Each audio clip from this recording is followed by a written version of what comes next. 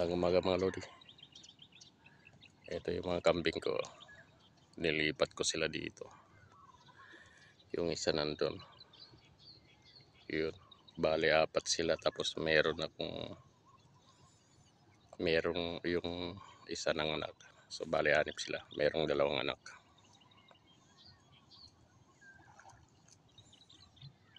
Kwento ka muna tayo mga lods.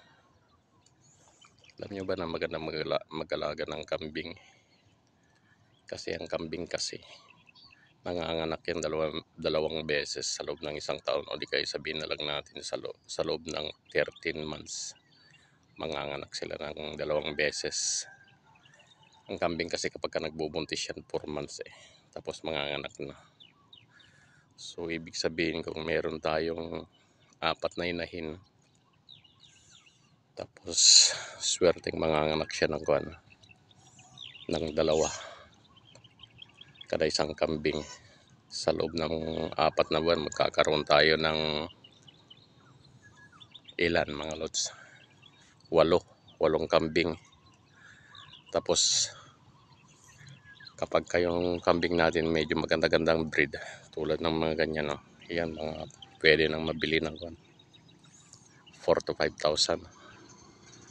Kaya sa loob ng 4 na buwan pwede tayo makapagbenta ng 32,000. Okay din pala na kwanto, no? Parang pangkabuhayan.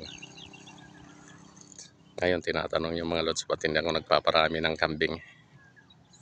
Hindi kasi ako makaparami gawa ng yung kwan ko dito, yung pag-aari ko. Tingnan nyo naman, no? Tubig.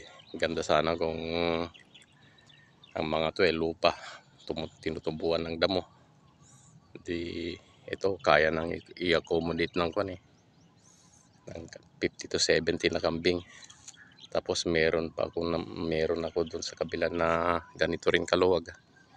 Okay na sana mag-alaga ng kambing. Ipapastol natin dito yung kambing, nalaga natin sa loob ng isang buwan, tapos ililipat natin sa kabila kapag wala ng damo.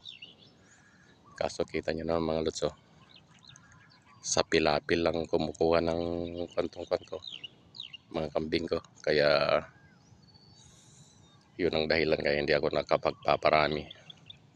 Ang kaya siguro naman i-accommodate nito ngayon medyo tagulan na, baka pwede na, kaya niyang i-accommodate na mga 12, 10 kambing, ganun. Yun lang.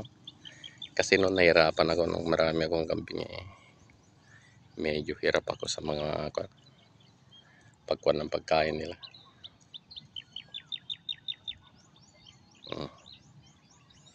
Yung mga balak mag-alaga ng kambing dyan, bago kayo mag-alaga ng kambing, kailangan medyo maluwag-luwag yung lupa na pagkuhanan nyo sa kanila, pagpastolan nyo sa kanila.